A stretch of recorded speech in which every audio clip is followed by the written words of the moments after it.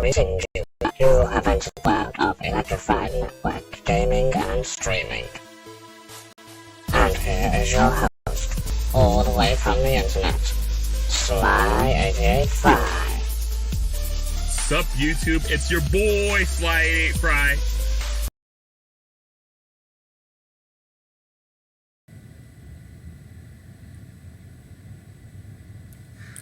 Sup YouTube, Sly885 here. So Jonathan Pye just uploaded a new video. I'm gonna do a quick reaction to it. Let's check it out. Oh, before I do that, let's remember to shrink this. Put it about there, I think. It should be fine. The right to protest and to offend, I think is what it was titled, but for some, I guess there maybe was an ampersand in there, and that's why I couldn't save it, the full name.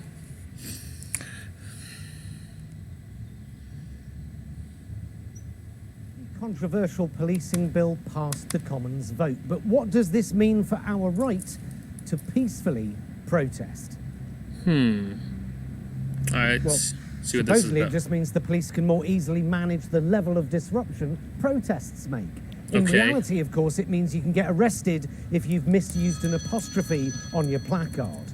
This is some of the most draconian crackdowns on the right to peacefully protest in my lifetime. Yet the government says it's just about making sure protests aren't too loud. Okay. Yes, and from now on it should just be, what do we want? An end to violence against women. When do we want it? Oh, when you can manage, when you got a minute. Sorry. If you can't be heard, you can't change things. If you can't disrupt things, they stay the same. Exactly. Imagine a government so afraid of its people, it takes away their freedom to protest. The freedom for people to express their opinion. That's But horrible. This dystopian gutting of our rights and freedoms is coming at us from all directions, the left and the right. Because on top of the policing bill, last week, the Scots were given a new Scottish hate crime bill. Problem with the Scottish hate crime bill is it's called a hate crime bill, which means if you speak out against it, it's like you're going, whatever happened to good old-fashioned gay bashing? But it's not, right? I'm not, obviously. But there are aspects to the new Scottish hate crime bill that means normal people who don't hold an extreme view in their body could end up in prison because someone found what they said offensive, separate from context and intent. In England, our hate speech laws aren't far behind. Offence is in the eye of the beholder. I was offended is enough to launch a police investigation. I was offended can be sufficient evidence to convict. Someone offers an opinion that offends you, then you're potentially the victim of a crime. But, who needs the law when you have Twitter? Yeah. Our very own judge, jury, and executioner. One errant joke, one unfashionable opinion aired, retweeting the wrong person, and your career can be over. Yeah. In 24 hours, it's gone. But it's not cancel culture, it's consequences culture. Nope, the consequence definitely not. being, you're finished. Yeah. So, Piers Morgan.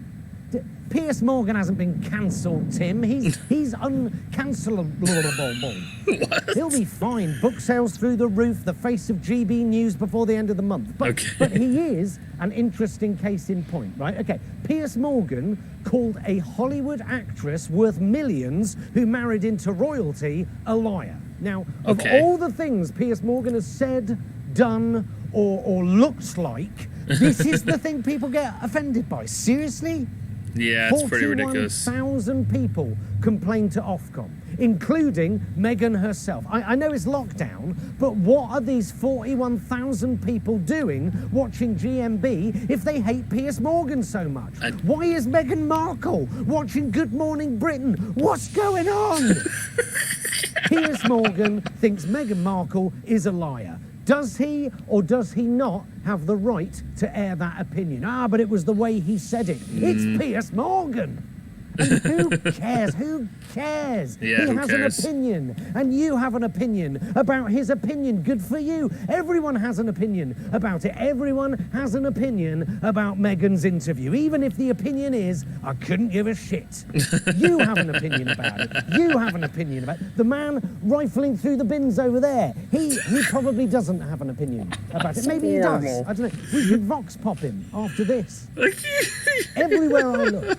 I see a cancel culture in action. I see newsreaders resigning over tweets of Shakespeare quotes that have deliberately been taken out of context. I see comedians apologizing for 10, 20-year-old jokes. I see people hurling words like racist and Nazi at people who vote differently to them. Yeah, Actors it's horrible. accused of bigotry for playing roles of different sexual orientations and genders and disabilities. Basically, every Oscar winner before about 2 years ago is now problematic.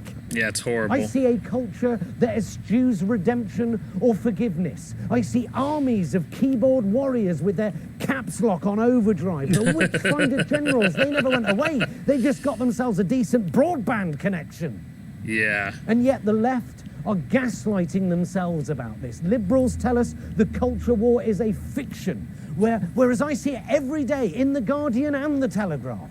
The argument seems to be if you believe in cancel culture, you're probably a right-wing arsehole. If you believe in the culture wars, you're probably a right-wing arsehole. The irony being, by saying just that, you are yourself engaging in and contributing to the very same culture war that you pretend doesn't exist. You fuel the fire of the very thing you pretend doesn't exist by pretending it doesn't exist. When you say cancel culture is a myth, you're creating a myth.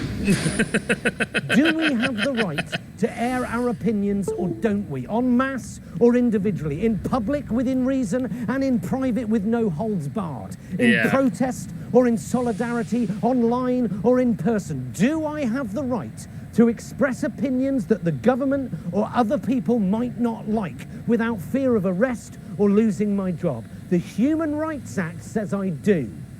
This policing bill and the Scottish hate crime bill says I don't. It's horrible. They are two sides to the same coin, and if you're up in arms about one of them, you should be up in arms about both of them. Our rights and freedoms they're being chipped away in front of our very eyes, and people are moaning about having to wear a fucking piece of cloth across their face in Londis. Well, the passing of this bill comes just days after police controversially arrested people on Clapham Common. Oh, man.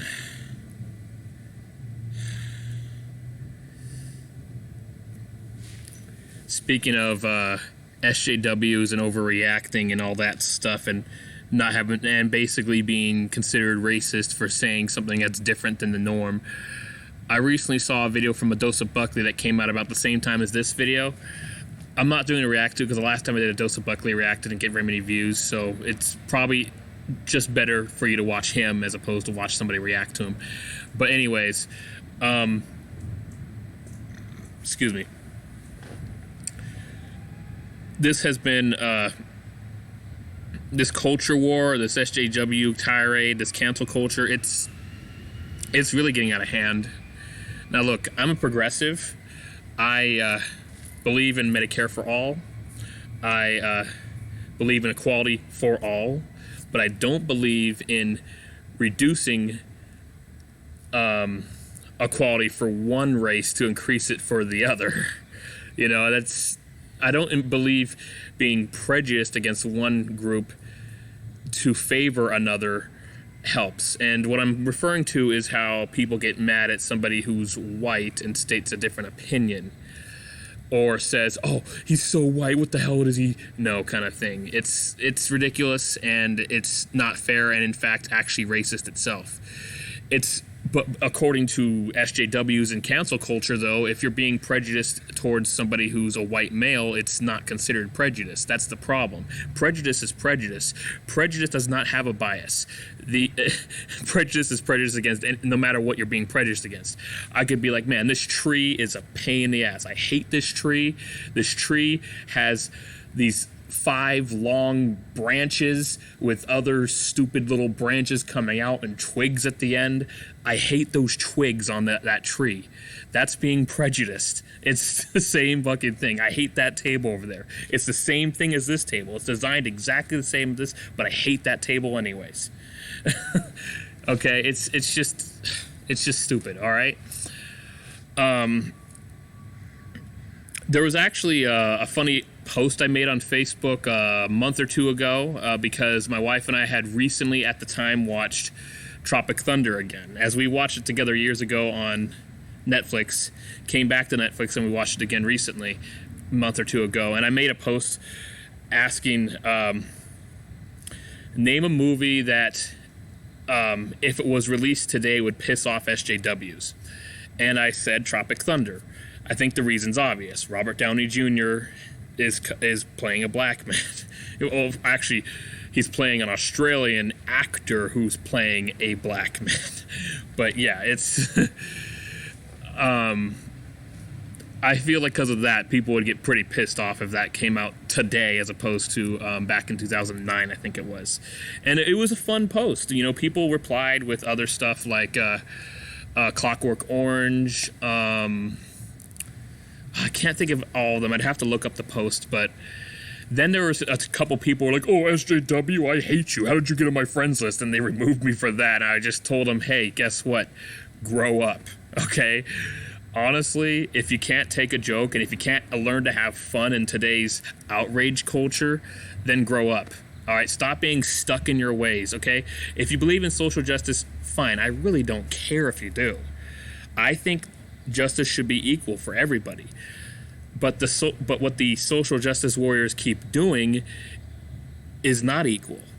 If something goes horribly wrong for somebody who is a white male, they ignore it. But if something goes horribly wrong for anybody else, they say racist, all this shit. And even if it has nothing to do with their race, just something went wrong for them. It's fucked up. For example, the new Dosa Buckley video I was trying to mention,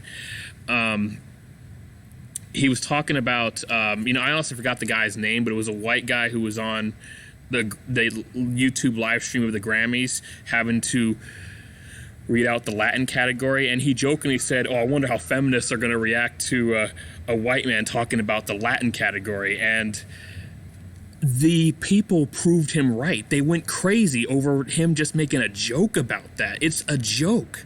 That's what he does. There's nothing prejudiced about what he said. He's making fun of today's cancel culture. Like, what the fuck?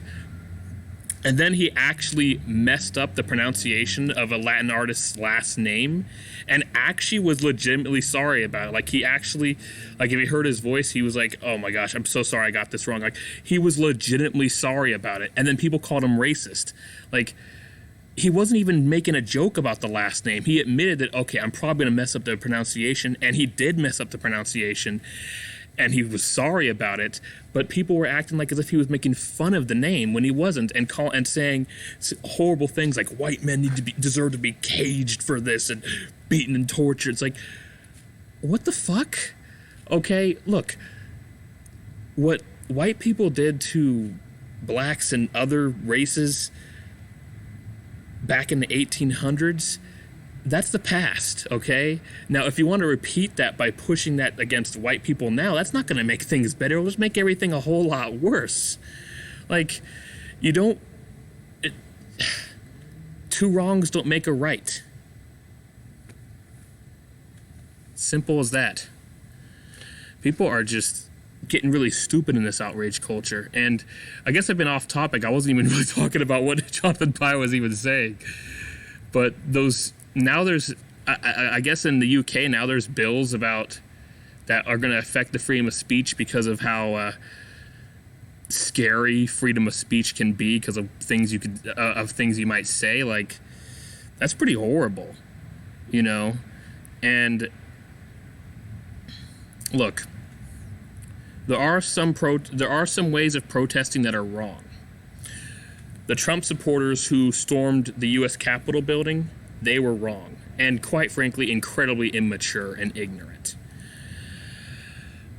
But when it's a right to protest because something, and especially considering that Biden did win fair and square. I don't like Biden. I also don't like Trump. I don't like either of them, and I still am completely certain that the DNC cheated to get Biden the Democrat nominee over Bernie Sanders, who was dominating. Like, nobody who was dominant that much would just suddenly not win anymore. But in the general election, they didn't need to cheat to beat Trump. Trump lost to himself. He just kept messing up and failing and failing and failing. He downplayed the coronavirus, which was a very stupid thing to do. The U.S. is the third most populated country in the world.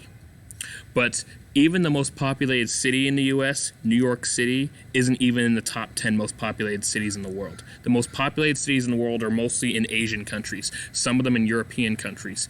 In fact, I think, here in the continent of North America, if I recall, New York City isn't even the most populated city in the entire continent of North America. That's Mexico City.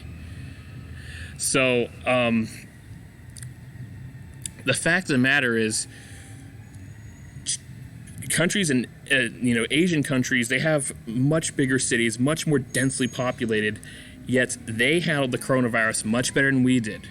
So there's no ifs, ands, or buts about it. Trump did lose fair and square, and he lost to himself by being incredibly incompetent.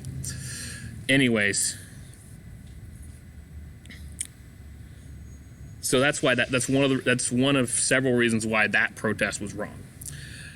But there are protests that are right. The George Floyd protests, those were deserved. How that incredibly racist Minnesota police officer handled that situation and in fact killed him. Yeah. Protests over that make sense. And there was, I think, Breonna Taylor later that year, makes sense. But having a law making it like a lot harder to protest, I mean, come on, you have to be more quiet about it. Like, you're not going to get your voice heard. That's just horrible, and that's just absurd. There already are laws protecting against the horrors of protests that go too far, like what happened with those Trump supporters storming the Capitol building. There already are laws for that. You don't need to actually make it harder to protest in general. And that wasn't really a protest. It was more like a raid. Raid Shadow Legends. Raid Shadow Legends is probably the most contagious virus of them all. You know why? Almost every popular YouTube channel that's sponsored at least has a few videos that are sponsored by Raid Shadow Legends. Shut the hell up, Raid Shadow Legends. Jeez. You're doing fine. Although, actually, if you want to sponsor me, even though my channel is small and abysmal, Raid Shadow Legends, you're great. Let's do it. Raid Shadow Legends, yeah. But, anyways, I think I've been going on long enough. When Jonathan Pye does a video, I always have a lot to say. He makes very valid points, very interesting points, and it just gives you a lot to talk about, don't you think? Anyways, thank you so much for watching. Please like, comment, and subscribe. Click that bell icon to add me notifications. Check out my playlist of other Jonathan Pye Reacts videos. Now, I try to react to every Jonathan Pye video that's been out since I started doing React videos at the beginning of 2020, but sometimes I miss some. But there should be a lot in there, and you'll get a kick out of them, and you'll hear some interesting points, mostly from Jonathan Pye, but you'll hear some stuff from me too. Anyways, I appreciate it. Thank you so much for watching. And stay tuned. I actually have an interesting theory video coming out about Angry Video Game Nerd after seeing the latest AVGN episode. Watch that react. I uploaded that 2 days ago. It's important because the ending is important and has everything to do with my theory video. Plus, I got a theory video I still have plans on working on for Family Guy.